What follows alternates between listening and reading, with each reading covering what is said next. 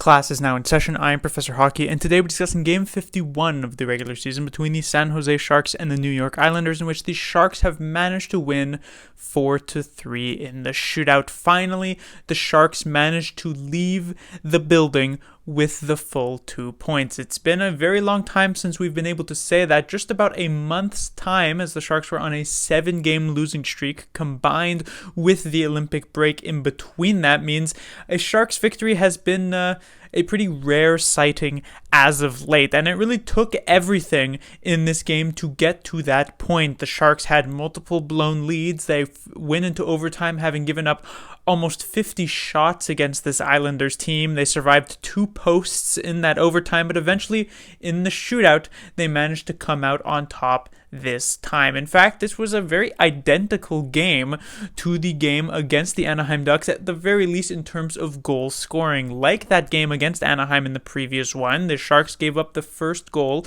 to Brock Nelson to make it 1-0 Islanders, but then would score 2 other first period goals so that they would have a 2-1 lead going into the second period. And again, just like that Anaheim Ducks game, the Islanders would tie the game up at 2 before it would be Logan Couture making it 3-2 San Jose, and then Pelech, just a few seconds later even, would tie the game at 3, and that would be the score heading into the third period.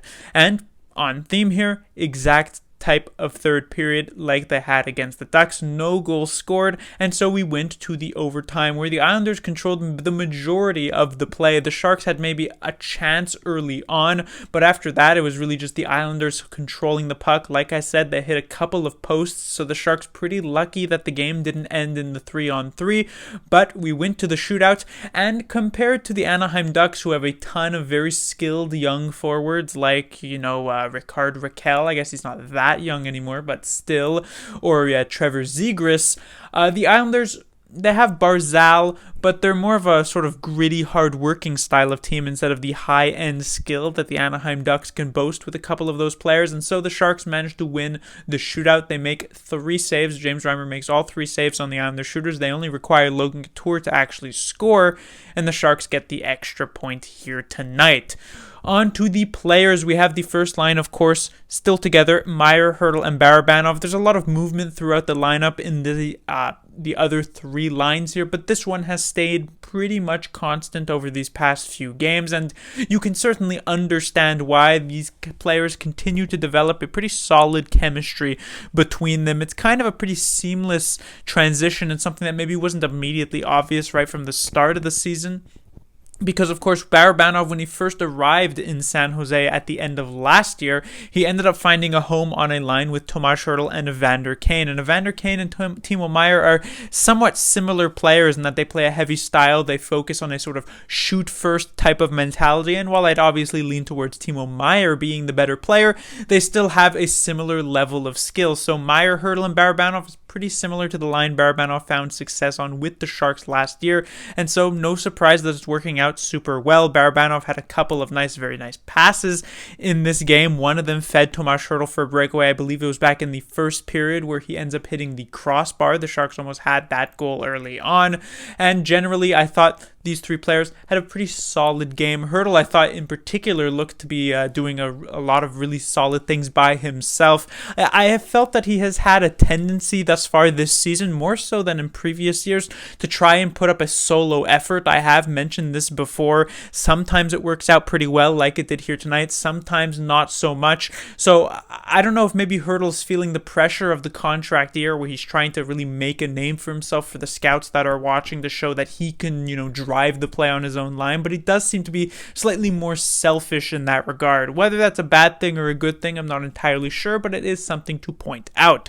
When it comes to the second line, Dahlin, I guess the message sending was briefly over at the very least to start this game. He ends up back on the second line with Couture and Dzingel. This is, I guess, sort of a consequence of the fact that Rudolf Balcers did not end up dressing in this game due to the hit that he took from Ricard Raquel. That was somehow not a penalty in that previous game against the the Anaheim Ducks.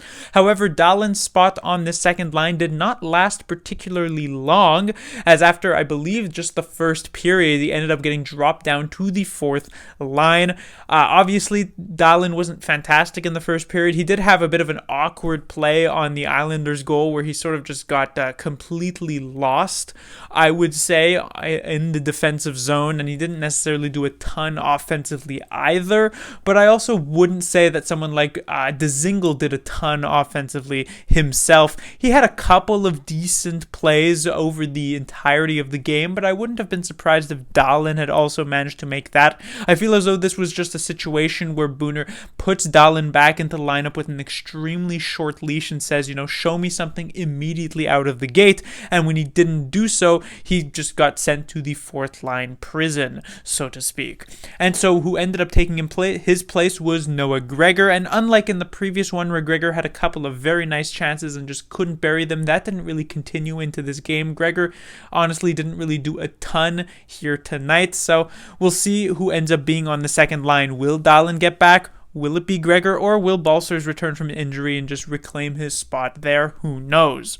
On the third line, we also got a bit of a different look to start. Gregor was here on the third line before he ended up replacing Jonathan Dahlin on the second line with Nieto and Bonino. Obviously, the Nieto, Bonino, Cogliano trio has been struggling significantly over the past few games, and so they were separated briefly. But when Gregor did go back to that second line, Cogliano was moved up to the third line, and those struggles absolutely did continue.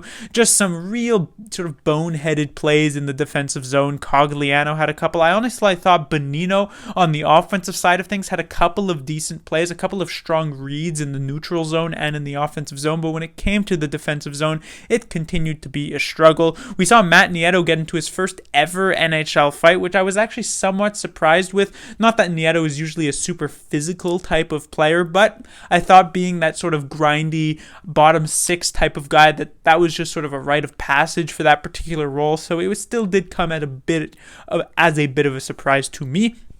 But he ends up getting into a scrap. It drew a penalty, and that was pretty much the extent of the usefulness of Matt Nieto this game. When it comes to the fourth line, we surprisingly had the very rare fourth line goal this game. I wouldn't say it was extremely skilled. I wouldn't say it was anything that the fourth line did exceptionally well on that particular shift. Basically, Weatherby gets the puck along the wall, he spins and fires it through about 4 or 5 bodies, and it somehow has eyes and gets past Ilya Sorokin in net. Kind of a 1 in 100 type of shot for Weatherby, but still credit to him, I guess. When it comes to the general rest of the game, with his two line mates of VL and Cogliano, or how it was in the latter half of the game, VL and Dahlin, they really didn't get to do much of anything, though credit has to go to the other Sharks fight, and probably the more notable one of the game, which was Jeff VL fighting Zdeno Chara. Chara set a record for the most NHL games played by a defenseman ever. Of course, Sharks fans are very familiar with that record, not for defensemen, but generally, as Patrick Marleau holds that and had earned that with the San Jose Sharks last season. So Zdeno Chara closing in, though I'm pretty sure this is probably Chara's last year in the NHL, but he does now hold the defensive record over Chris Chelios, and what better way to celebrate it than to try and beat up a 25-year-old fourth liner in Jeff Viel. And honestly, while this was, I don't think most people would disagree that this was a won fight by Chara, it was not an absolute beatdown like many people may have been expecting. If you were to tell them that VL, this random guy who most players or most people or most fans wouldn't know, fought Zdeno Chara, who's obviously an absolute behemoth of a man.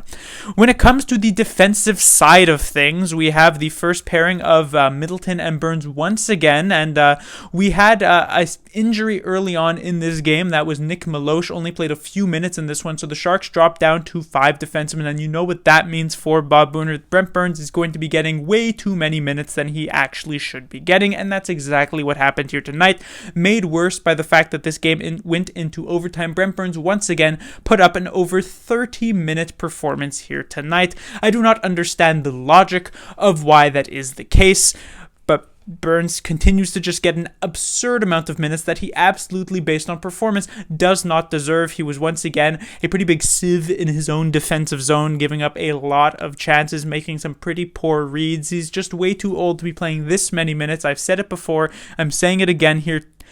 Brent Burns should be limited to max 25 minutes, and that's like on a good day for himself, I would say. When it comes to Jacob Middleton, also struggled, I guess, but that's mostly because he was on the ice with Brent Burns. You could say that maybe he's dragging him down a bit, but, it's still, you got to take a bit of responsibility for yourself. When it comes to the second pairing, Ferraro also got a ton of ice time here tonight, over 28 minutes for himself, and you'll see this is because of the fact that, while it's not written on the whiteboard, I may have forgotten it there, maybe it's actually just an indication of Bob Booner also forgetting that he was in this game, because Vlasic was actually paired with Ryan Merkley here tonight. Yes, Merkley steps into the lineup over Radim Shemek. I guess the logic, the quote from Bob Booner is, we're going to go with Shemek and Merkley based on which defenseman we need for that particular game. Now, personally, I thought the Islanders were a pretty hard-hitting, physical style of team. Meanwhile, the Anaheim Ducks, while they do have a couple of guys like that with like a Nick Delorier, they'd probably be leaning at least slightly more skilled than the Anaheim Ducks, so you would think Merkley would get the Ducks game and Shemek would get this one, but it ends up being the opposite, so I'm not entirely sure what the logic is there. But Merkley plays. He only got about 16 and a half minutes here tonight, which is honestly a lot for Merkley based on what he usually gets in a normal game, which is like 12 to 13. But in a game where there's 5 defensemen and you shouldn't be playing Brent Burns 30 minutes, and it's an overtime game, you probably should be hoping Merkley's getting at least close to 18 or 19, but for whatever reason, there's just absolutely no trust there, even though Ryan Merkley continues to be a very reliable defenseman in all 3 zones. It is very rare that Ryan Merkley just has a terrible game. It's happened a couple times this season, but it certainly hasn't been anywhere near the case of Brent Burns, who somehow still gets 30 minutes, almost double the minutes of Ryan Merkley when he is playing that poorly. Obviously, Merkley gets some sheltered minutes, so it's not going to be the case. Obviously, Merkley is not playing against Matt Barzal every single shift, but still would like to see Merkley, like I say every single game, get more shifts. And finally, on to James Reimer, who we could see how relieved he was when the Sharks finally got this victory, doing the fist pump in the air after he makes that final save in the shootout. Reimer had been struggling as of late since the return from the Olympic break, so it's nice to see him get the win, but I feel as though at a point, like I mentioned in the previous one, he needs to get a bit of a rest, whether that's Adin Hill, whether that's Zach Sawchenko. At some point, Reimer does have to get that backup game to maybe have a bit of a reset from these games, though we'll see, maybe with this victory that will be enough.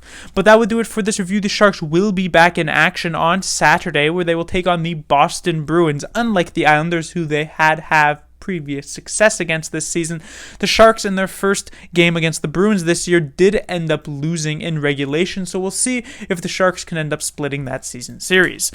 Class dismissed.